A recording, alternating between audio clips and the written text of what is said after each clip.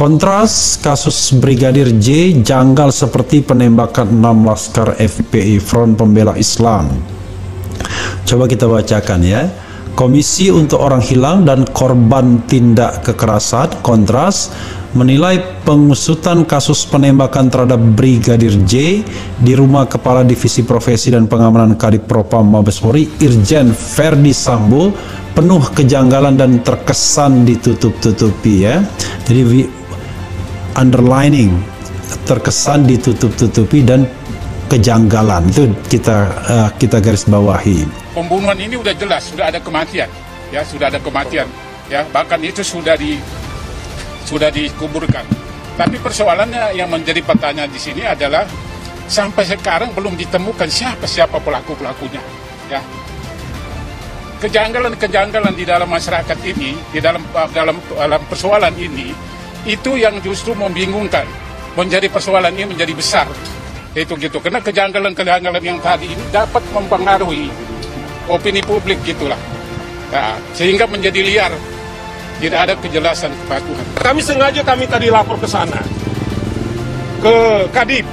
Kemudian Kadif bilang ya cukup dengan laporan saja. Ya, kami jangan diajari soal teknis. Cuman karena urgent ini, karena apa? Kawan-kawan ingat, Propam ini adalah namanya benteng, yaitu etika daripada kepolisian, dan ini adalah benteng terakhir untuk mencari keadilan.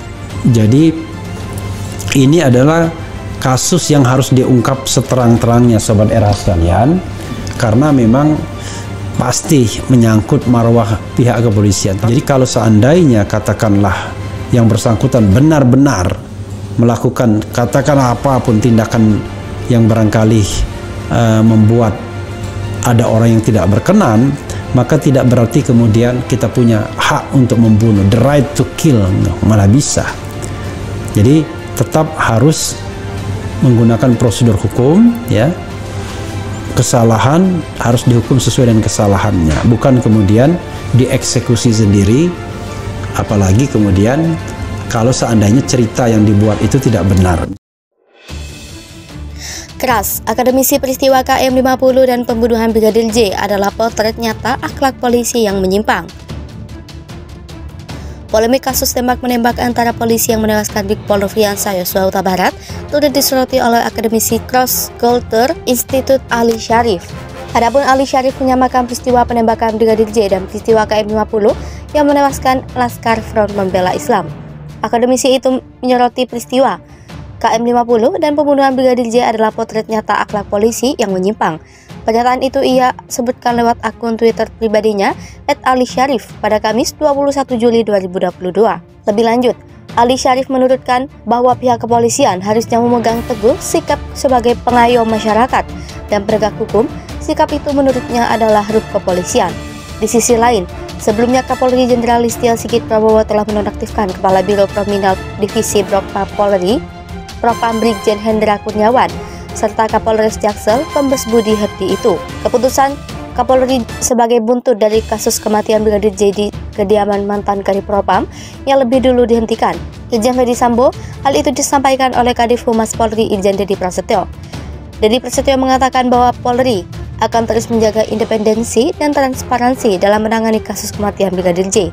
Dedi Prasetyo juga mengatakan bahwa tim sus yang dibentuk untuk mengusut kasus Brigadir J harus amanah dalam menjalankan tugasnya. Ia mengimbau tim sus untuk menjalankan tugas dari Kapolri agar peristiwa penembakan Brigadir J segera menemui titik terang. Setidaknya kasus Brigadir J telah berbuntut pada menonaktifkan 3 perwira tinggi Polri, termasuk pemilik rumah yang menjadi TKP, Irjen Pol Verdi Sambo. Kapolri Listio Sigit Prabowo telah menonaktifkan Irjen Verdi Sambo dari jabatan Kepala Divisi Profesi dan Pengamanan sejak Senin 18 Juli 2022.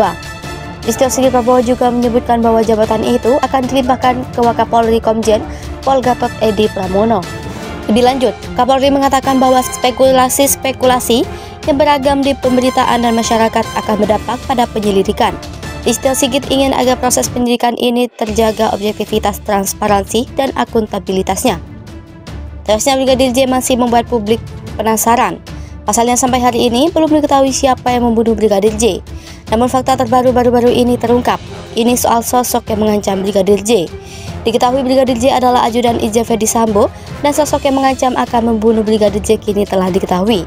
Menurut kuasa hukum keluarga Brigadir J, Komarudin Simanjuntak, pihaknya telah mengetahui sosok tersebut.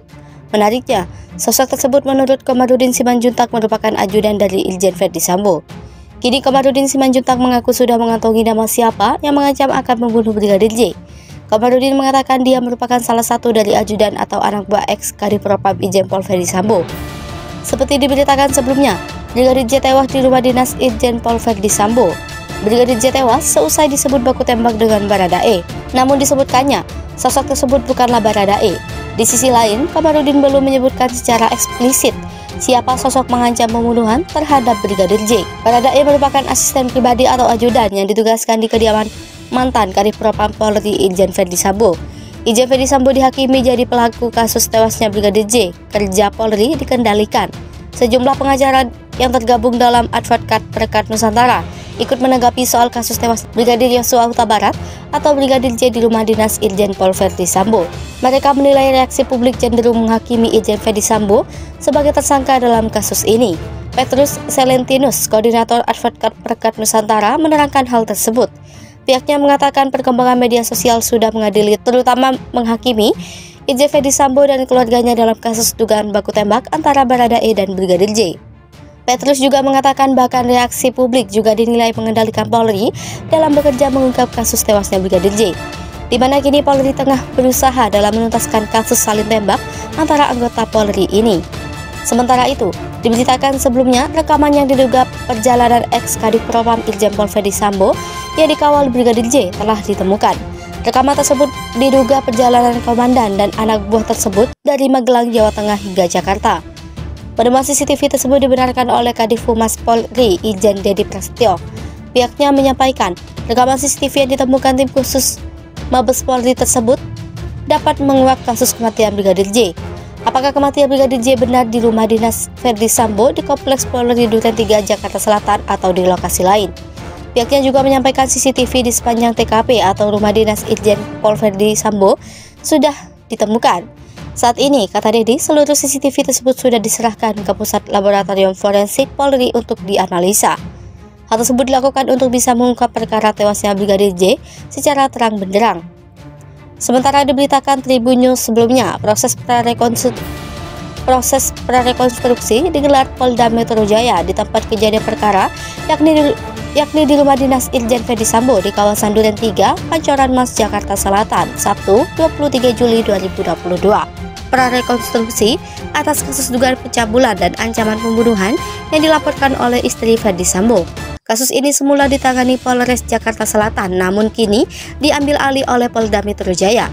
Hal ini dikatakan oleh Kadif Humas Polri Irjen Dedi Prasetyo. Untuk diketahui, dalam kasus tewasnya Brigadir J terdapat 2 laporan polisi.